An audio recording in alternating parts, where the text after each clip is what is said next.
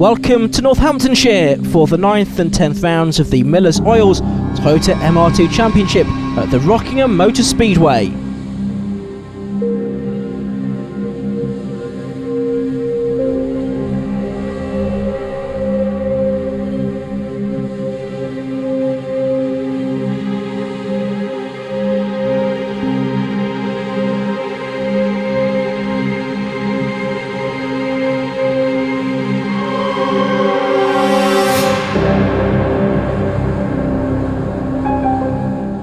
The 750 Motor Club's One Make series for the iconic Japanese sports cars has provided some tremendous racing in the first 4 double headers of the 2013 season, as Matt Suckling found out. Okay, down here with Patrick Mortel. Patrick, halfway stage of the season pretty much for the MR2s. How do you think the season's gone so far? It's gone really, really well so far. We normally at this point we'll find we've got a front runner and he started to stretch a lead, but the way it's going, we've got guys at the front who are there because they've had a number of really good races. We've got guys there that are there because they've been towards the front, but consistently towards the front. So at the moment it really is wide open. If Matt Palmer can continue his form, he might be able to snatch it away towards the end of the season. But let's not forget, everybody's got to drop 2 scores, which will really change things up. We're here at Rockingham today. Pretty new challenge for most drivers. How do you reckon the guys are going to cope, and the girls? First time MR2 Championship have been here, so nobody's that familiar with it, certainly not compared to the other circuits we go to. Some guys have done some testing. There's an all-comers race today as well that some people have entered in just to find their way around the circuit. And again, you know, to mention Matt Palmer, I know he's doing that race, but other than that, he's never been here before, so it'd be very interesting to see where that places him. I think it's fair to say as well, lap times this year are starting to drop, so guys are getting quicker. What do you reckon the reason behind that is? There are a couple of reasons, I think. One is that we've opened the regulations up for suspension. One of our sponsors, White Line, have provided camber bolts for people, so we can get a bit more adjustment in there, and a bit more consistent adjustment. Previously they were using crash bolts which could move if they hit a curb or something like that, so that's one of the reasons. The other is again to mention a sponsor. Millers Oils have brought out a new nano drive technology oil, which means the engine's running that little bit cooler, but that little bit faster as well. It reduces the friction inside the engine. With 2 races today, as always, we expecting a lot of action? Yeah, absolutely. I'm certainly going to be keeping an eye on the banking. Very conscious of the fact that it's very wide at that point, very fast, and if you get it wrong, there's a wall on one side. So hopefully people will remain calm and nobody will go into the wall, but yeah, certainly going to be very exciting. Clive Morfitt from the Toyota MR2s. Clive, you're pretty consistent this year with some good results. What's been the best race you've had to date? Pembury a month ago in the wet. Got a 3rd place, and that's only my 2nd podium I've ever had, so that was a good day for me, yeah. And you're doing pretty well in the championship. It's nicely bunched, so you've got a chance of moving up this weekend. I'm consistent this year. I've done a bit of work with AW Track Sport. We're just getting the car a little bit better. I'm driving a bit harder, so yeah, running consistent in the top 10 now, which is good after a number of years. Shane Mansbridge from the MR2s down here in the paddock with us. Shane, you're getting ready for qualifying very shortly. First off, just talk to us about how the season's gone for you and what racing you've done before. Racing wise, as a kid, I've sort of done a bit of mini stock racing, and then primarily been on sort of bikes, really, doing motocross, off-road bikes, that sort of thing. This is the first year in MR2s. Hasn't been too bad. It's been a bit of a learning curve. Started off with brands and sort of creeping my way up the field. Snettered in my home track, wasn't particularly a good round. I sort of took on some damage in race 1 and had some car issues, but Donington was a lot better at the last round, so hopefully we'll have some better results here. Well, it's one of the roadsters on pole position. Jim Davis lines up on the front of the grid next to Michael Wells, who was twice a podium finisher at Donington. Matthew Palmer was the double Donington winner. He's 3rd on the grid. The rookie Christian White an excellent 6th. Matthew Wallace missed Donington due to a head gasket failure. A new engine for him, he's 8th. Erstwhile championship leader Stuart Nichols is 10th. Clive Morfitt, who we heard from, is on the outside of row number 7. Ben Rowe and Alex Knight, well, they've both been race winners this season, but they're back on row 8 and 10 respectively. Nigel Ralphson has a 2-place grid penalty. He lines up 21st, and towards the back of the grid, Shane Mansbridge is 25th, while Mark Bithry is right at the back of the grid due to technical irregularities in qualifying. A great field of 28 cars then lined up on the grid for the first Miller's Oils Toyota MR2 Championship race ever to take place at Rockingham. 13 minutes plus 1 lap ahead of us. Christian White lines up on the outside of row 3.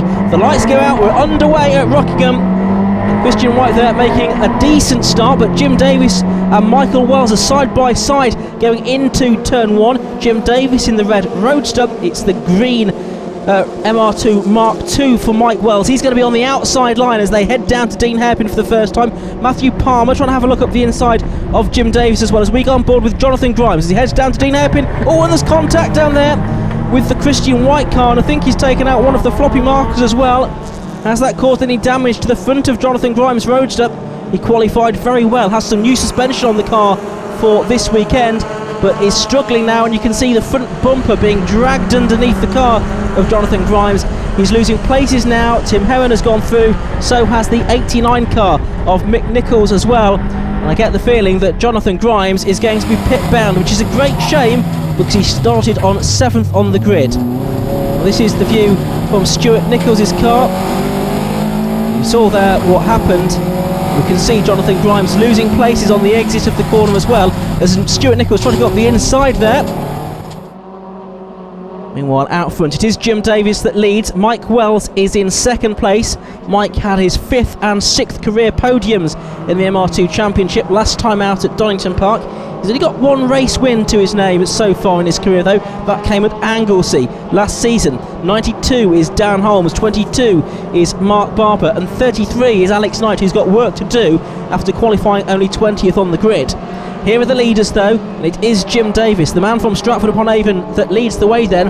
In second place it's the Somerset driver, Mike Wells, as a Royal Navy helicopter pilot by occupation, and Sir Jonathan Grimes there is coming into the pit lane. In fact, this is the school pit lane, it's not the main pit lane here at Rockingham, but nevertheless Jonathan Grimes is our first retirement with that damage to his front bumper. Dean Hairpin, lap 2, and the top 4 are pulling away. Behind Matthew Palmer in 3rd place, it's John Wilson, and John is our championship leader coming into this weekend. He is 5 points clear of Timothy Heron before drop scores are taken into account. Once you do take the drop scores into account, it's this man though that leads the championship. That's Matt Palmer. He's had a great run of form. 4 race wins on the bounce at Pembrey and at Donington Park as well. The 22-year-old from Reading is having something of a purple patch. It's not purple he's looking for now though, it's green. It's Mike Wells that's in second place that he's trying to attack. The danger here is that Mike, the 32-year-old from Somerset, might let the race leader get away. Here's Stuart Nichols then. He has work to do. He'll have been disappointed with 10th position on the grid for this weekend's racing. He's struggling there though through Gracelands. Does well to keep it on the tarmac, I think. Heads his way down towards Tarzan Hairpin, and he's trying to battle away there with Tim Heron as well. You can see the 2 father and son blue and white MR2 Roadsters run by Rogue Motorsport are virtually together there, as there's the Roadster that leads the race. It's Jim Davis leading, Mike Wells 2nd, Matt Palmer 3rd, and John Wilson in 4th position. They've really left the rest of them standing. Here comes Palmer then in 3rd place, car number 18.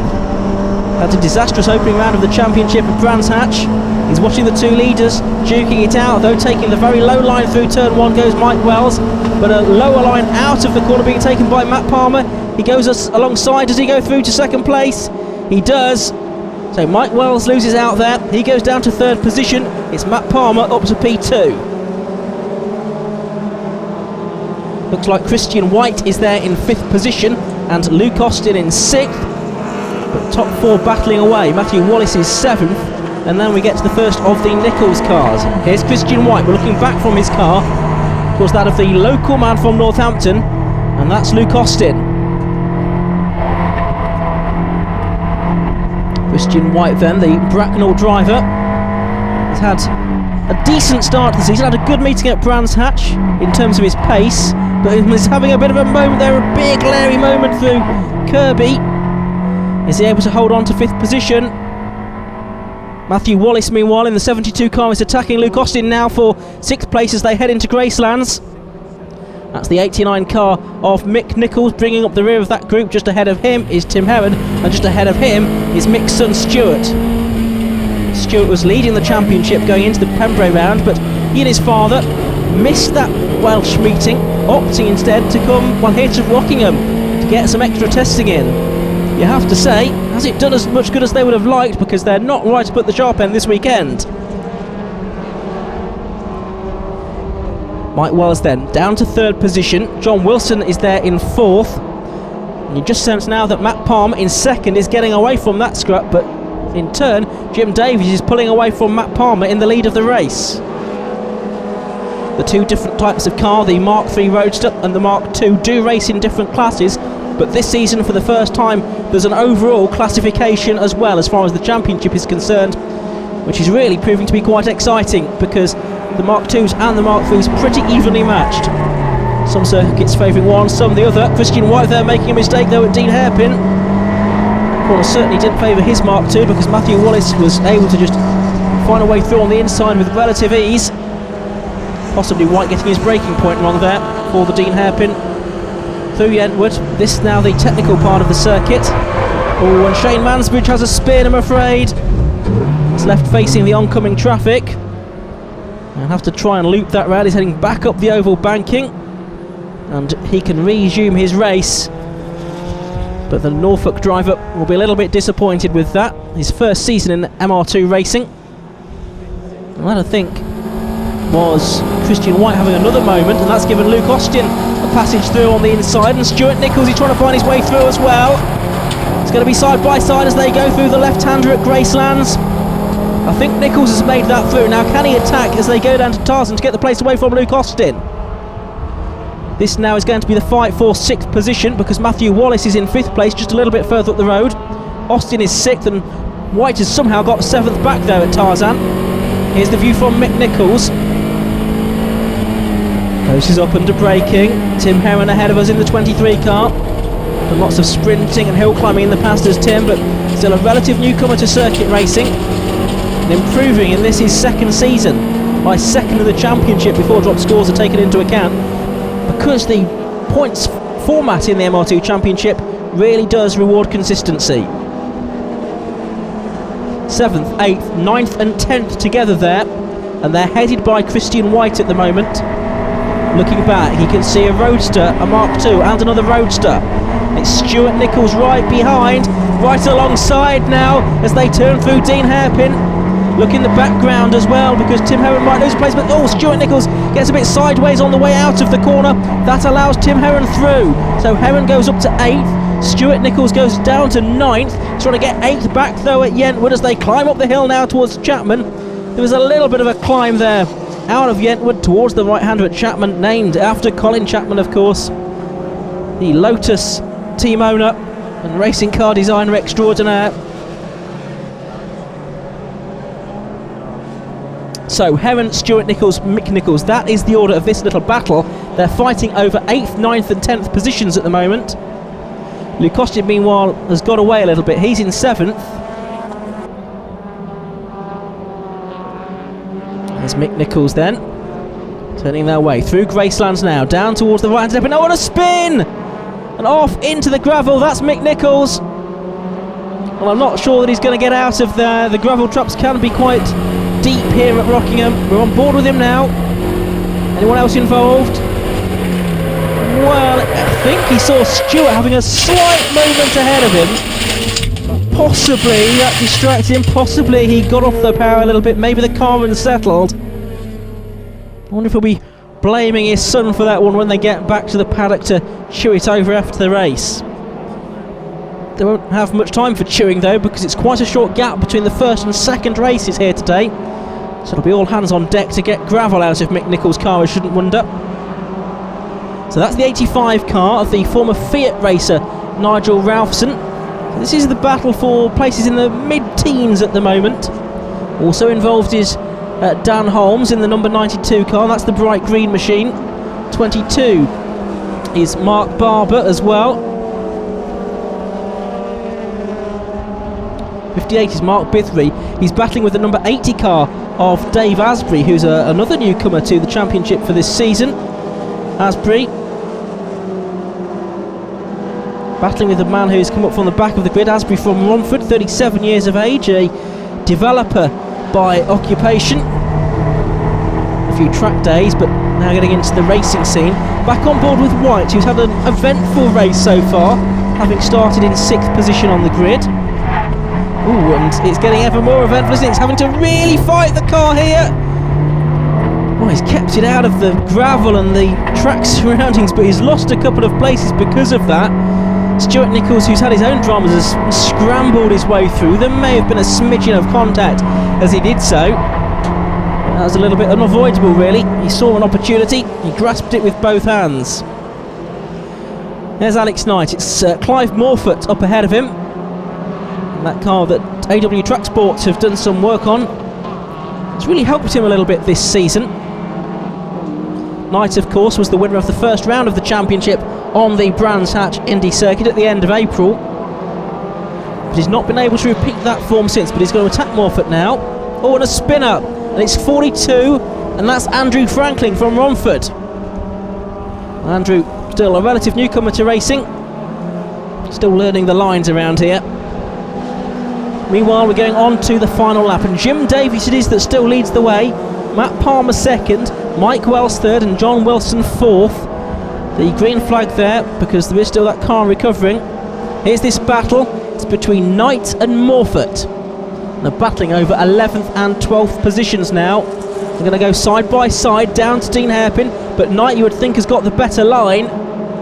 Now, if Morford, if he's clever, will try and switch back on the inside on the exit of the corner.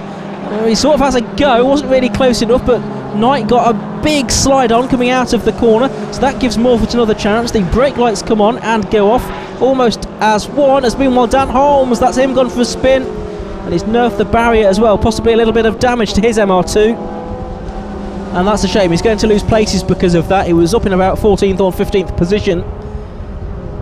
Could be about half a dozen cars that go through. And there's the stricken car of Mick Nichols in the gravel traffic racelands. John Wilson making his way through. He's lapped now that number 42 car of Andrew Franklin, which had the spin. Jim Davies has had an excellent race though. 4th in the championship coming into this weekend.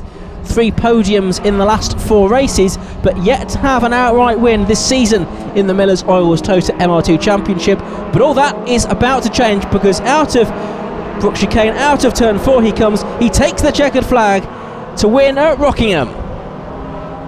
More drama for Mark Barber there in the number 22 car. He has another moment, and so does Mark Bithry, 58, who was starting right at the back of the grid. He'd recovered a lot of places, but the 40-year-old from Hartley, the building surveyor, hasn't helped his cause there. Here's Shane Mansbridge.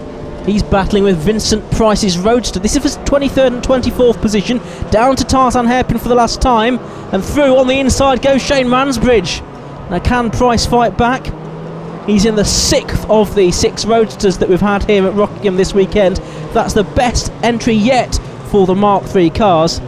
More and more drivers being encouraged to bring them out as the cars become more competitive.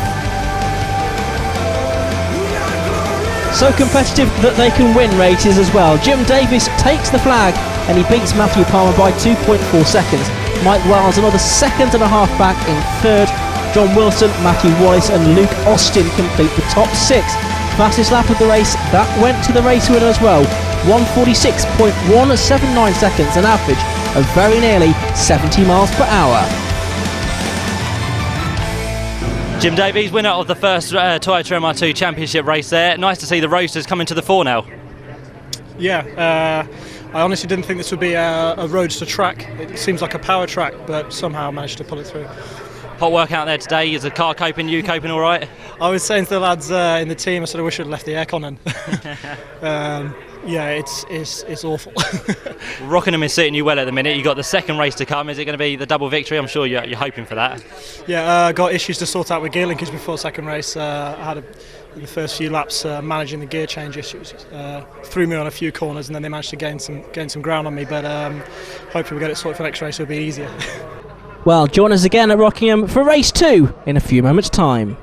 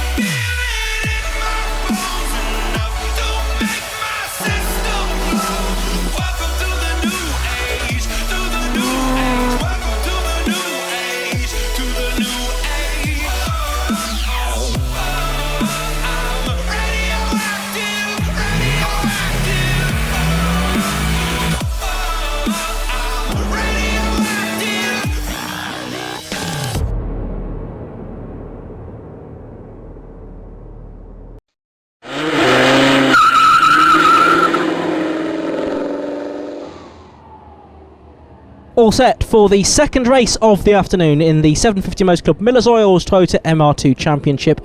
The grid set by the second fastest qualifying times of this morning. Jim Davis and Mike Wells on the front row again. Matt Palmer and Luke Austin row 2. John Wilson and Matt Wallace on row 3 of the grid. Well, what can Mike Wells do this time? We're on board with Jonathan Grimes, so it's good to see he's back out there. He starts 10th on the grid, having patched up his roadster. He got damage on the second corner of the first race. Let's see what he can do. Good start this time from Mike Wells, and he gets ahead of Jim Davis as they go down into turn 1. Jim Davis, I think, might have missed a gear there because he's swallowed up by the pack. And the race 1 winner is down to about 5th or 6th position. Matt Palmer goes 2nd, John Wilson into 3rd place, and who's going to be 4th? It's going to be probably Matthew Wallace that can make that position his own as this 28 car field rounds Dean Hairpin for the first time. Mike Wells it is though that leads as they climb up to Chapman Curve. Palmer and then Wilson, and yes, it is indeed the car of Wallace in 4th place. There's Dan Holmes, he finished 19th in the end in race 1 after that spin. He's in the green car, not that one, because that's Mike Wells in the lead of the race. Jim Davis just tucked in behind the number 88 car of Stuart Nichols there, and going around the outside of Luke Austin. Jonathan Grimes now having a look down the inside of Luke Austin as they make their way down the steel straight into the left-hander at Gracelands. Luke Austin, who in the earlier race finished in a fine 6th position, but he's been relegated 1 position there by Grimes, whose car looks a little bit patched up. It's a tank tape special, but so far it's working rather effectively. Tim Heron in the 23 car just behind Austin in number 44. Regular in the Northampton Knights karting team is Luke Austin. There's Palmer then in 2nd place. He's doing well here to fend off Wilson and Wallace, but it's Wells, the other of the 3 Ws, that's in the lead of the race. It's been a dramatic weekend for Wells. His engine failed in a road sports race yesterday. The car had to go back to Worcester to Hennessy Motorsport for a new engine to be fitted, and that job was completed at 12:30 last night. Jim Davis has some recovering to do. He's in 5th place at the moment. Matthew Wallace is ahead. Missed that gear at turn 1 on the opening lap. The race 1 winner, if he's going to make it a double this weekend, well, he really does have his work cut out. Such is the high level of competition in this Millers Oils Toyota MR2 Championship. Davis, though, gets a good run through Dean Hairpin that time. He's level pegging with Wallace into Yentwood. As we watch Wilson now chasing Palmer, it is possible for drivers, if they really want to push the limits, to explore the curbing on the exit of Yentwood. Palmer did that there. Now they're heading through Piff Path, left and then a right flick up towards this tight left-hander at Kirby. And there you can see that Davis, having got through to 4th position, is already piling the pressure onto John Wilson, the championship leader. Wilson, of course, coming into this weekend had only had 1 podium finish, and that's still the case. That came at Snetterton in the first of the races there, but the championship point scoring really does reward consistency, and Wilson has finished every race up inside the top 10. Here's Grimes making his way through the right-hander at Tarzan Hairpin onto the school straight. And that's the man who's just vanquished Stuart Nichols. Stuart Nichols has a problem though, doesn't he? Well, that's why he's been vanquished by the other roadster. Tim Heron goes flying by as well, and this does not look good for Stuart Nichols. He's pulling into the pit lane. There's something in the car that he's not happy with. Now, I just sense a bit of a vibration on the onboard camera there. Maybe that's what's giving the Nichols a little bit of cause for concern, so we'll head into the pits to get that checked out. There's the sister car, Mick Nichols. He's about to head into turn number 1 then, just behind Luke Austin in the 44 car, just ahead of Dan Holmes in car number 92. 3 more cars queuing up behind. There's Stuart Nichols into the pits. The Rogue Motorsport team come down to have a look. Yes, it is something to do with that right front wheel. Possibly a loose wheel giving a vibration. Not a good vibration for Stuart Nichols. There's Grimes then, so he is second best of the roadsters at the moment, behind Jim Davis. Here's 3 red cars battling. Simon Wallace is involved, so is Ben Rowe, and so is Luke Austin. It's Ben Rowe trying to go around the outside. Tucks in behind Austin now as they head down the straight. Ben Rowe, who finished 13th position in the early race, looking to make up ground here, and he does go through. Well, he's really passed 2 cars there, hasn't he? He's gone through on the inside of Simon Wallace and of Luke Austin, but Austin takes a tighter exit out of the corner and gets back ahead of Ben Rowe. Well, this is a fight towards the back end of the top 10. Austin not quite able to repeat his first race pace and takes a sort of wider line through the Brook chicane there, and is able to really let Ben Rowe through almost uncontested, and Simon Wallace follows as well. So I really don't think that Luke Austin is happy with how this is going. He must have a problem with the car. Austin often shows some tremendous pace. What he's not really been able to do during the course of his MR2 career is convert that into the kind of results that he would have liked. Simon Wallace then at the head of this group. Now you can see Alex Knight in the 33 car is involved as well, and that is Nigel Ralphson in car number 85, who was trying to use a little bit more of the track than he should have done to make up some ground at Dean Hairpin. Well, Jim Davis still hasn't got past John Wilson. Heading up towards Kirby now. It's not for the want of trying on the part of Jim Davis. He wasn't sure this was a circuit that would suit the Roadster, which is less powerful than the Mark II. But this technical infield section really does suit the car, and he's side by side with Wilson now. Does he go through to 3rd position? Yes, he does. Good move that at Gracelands, and Jim Davis can move through to 3rd place now. The race 1 winner goes up 1 more position. John Wilson down to 4th. Now what can Jim Davis do about the 2 cars ahead of him? Running out over the pit lane entrance at the exit of Tarzan, now down the School Straight. Number 11, 3rd, number 77, John Wilson, the 57-year-old from Worcester, in 4th position. He's a part-time stunt driver as well as an IT bloke, as he describes it, most of the time. And Wilson fighting back here now. He's side by side with Jim Davis as they come onto the banking at turn 4. 22 car there is Mark Barber doing battle with number 92, which is Dan Holmes, the 29-year-old from Northampton, an engineer by occupation. Brand new car for this season. Mark having his first car racing season as well. He's done a bit of karting in the past, as has Luke Austin, a couple of places ahead of him on the grid from the same neck of the woods really. Oh, now someone else there pulling into the pit lane, I noticed. I wonder if that was possibly Mark Bithry maybe. Mark, who from the back of the grid finished 17th in the opening race. So Austin has Holmes and Barber behind him, and that Mark Warren Leighton car as well, the car in the Swedish colours. Is that a mistake there from Jim Davis? It certainly allowed John Wilson to get back alongside him. He's not through yet though. Car co-owned by Hennessy Motorsport of John Wilson, sponsored by Copco Fire Systems.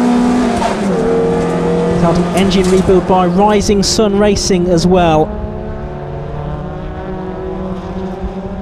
If you're a fan of Top Gear, you've probably seen John Wilson in action. He was involved in the Top Gear rugby team at Twickenham. It's John Wilson then, a bit further up the order, battling for that podium place. Craig Hamilton is that pale blue roadster that you could see going through shot there. Oh, off goes Luke Austin, just there you could see in the background. We picked that up with our camera at Kirby, yellow flags waving, but that was Luke Austin spearing off to the right hand side of the circuit, and he wasn't having a particularly happy race, and it's ended in the gravel trap for Luke Austin. Meanwhile, still in the pit lane is Stuart Nichols. He's had his nuts tightened, I think, and he's on his way back out again, but he has lost an awful lot of time. Now, in order to be classified in a race, you need to have completed 75% of the race distance completed by the race winner, so he will need to have done, by my reckoning, at least 8 laps out of the 9. We saw Luke Austin's car in the gravel there. Meanwhile, this is Matthew Palmer, second place man, seems to be not able to do a whole lot about the race leader. This is Mick Nichols, we're on board with him now. Down the steel straight, you can see the empty grandstands ahead of us. There are a good number of spectators here at Rockingham today. Oh, and he's into a slide! Had a moment here earlier on, but I've got a feeling this might have been caused by contact. And there's a tangle with Ben Rowe, who'd been making up places, had been climbing through the order. Mick Nichols spins and rejoins. Ben Rowe has got away with it relatively lightly. We didn't see how that started, but I sense there must have been contact that caused Mick Nichols to go into a spin there. It was a battle for around about 9th or 10th position, I think. Here's Matt Palmer drawing alongside Mike Wells now, who's defending furiously, and there might have been a little touch there, but it looked as if Mike Wells was a little bit slower through turn 1. Maybe he made a mistake, maybe he missed a gear, just as Jim Davis did at the beginning of this race, but I think he's put Matt Palmer through. No sign of Mike Wells in the mirrors. It looks as if Palmer has gone through into the lead of the race. Up towards Chapman they go. Palmer is back into the lead, well, back into the lead for the first time since Donington Park in actual fact. There he is, you can see him now, but only just ahead of Mike Wells, who sort of shows his nose to Palmer as they turn their way into Kirby Corner. Not too much longer left in this race either. Good time for Matt Palmer to grab the lead. Wells is right on his bumper though, they're almost touching, they are touching as they go through Gracelands. Matt Palmer's not in any danger of forgetting that Mike Wells is there. Jim Davis too has closed right in on them, making it 3 cars for the lead. And let's not forget, Jim Davis won race number 1. Could he still have a say in proceedings here? Into the Brook chicane, it's Palmer and Wells. Wells taking a tighter line, was trying to find a gap, but it was closed by Palmer.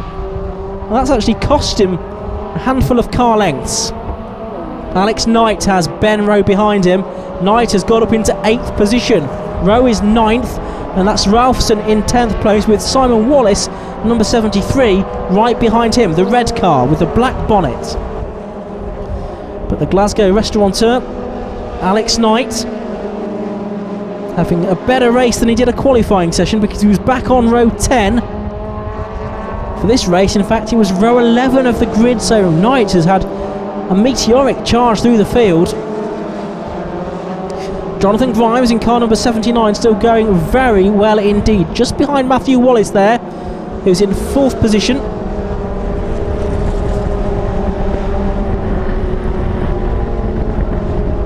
Grimes turning his way through the right-hander. It's Wallace and Wilson just ahead, going past that Austin car that's stuck in the gravel trap. Down towards Kirby they go, and Wallace might get through on the inside of John Wilson here, the championship leader, but no. Grimes has a good run, looking to the outside now of Wallace, but he's going to be on the wide line for the sweeping left-hander at Gracelands. A better place to attack would surely be at Tarzan Hairpin at the end of this straight. Not too many corners left to go now though. We're on to the final lap of the race. Grimes tries to overlap at Tarzan Hairpin.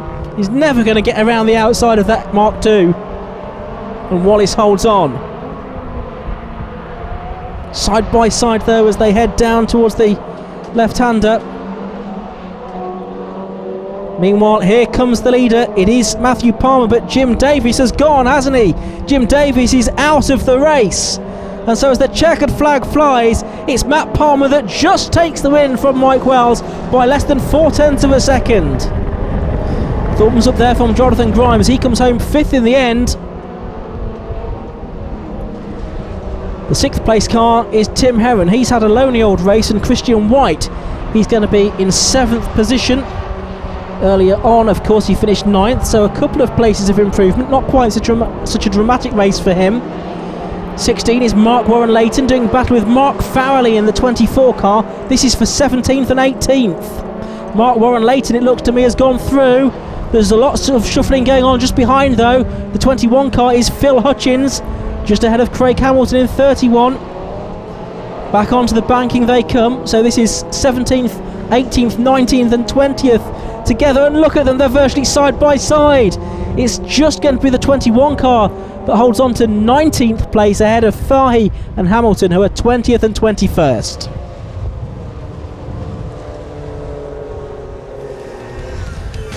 Results time then, and the win goes to Matt Palmer by 0.384 seconds over Mike Wells. With Jim Davis, a late retirement, John Wilson moved up to complete the podium places ahead of Matthew Wallace, Jonathan Grimes and Tim Heron. Jim Davis did retire, but he did get the fastest lap of the race.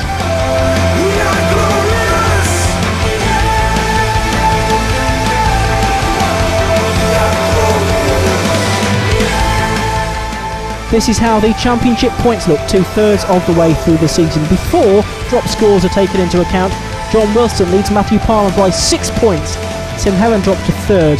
Jim Davis stays in 4th despite his non-finish, with Ben Rowe 5th and Clive Morford in 6th position.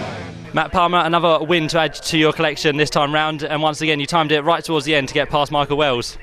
Yeah, that was more a mistake on Mike's part than me timing it to the end. I was gaining on him very slightly throughout the race, but he missed a gear and gave me a chance to slip down the inside of him. With these good results now, it really bunches the championship at the top. Yeah, it's really tight now going into the rest of the season. I think with drop scores we're in a slightly stronger position than those around us, but we just have to make sure we don't make any mistakes throughout the rest of the season. Looking forward to Silverstone now? Yeah, and again another new track, so it'll be another challenge, but yeah, can't wait. Well done on the victory. Thanks a lot. That's all we've got time for at Rockingham. See you next time at Silverstone. Bye bye.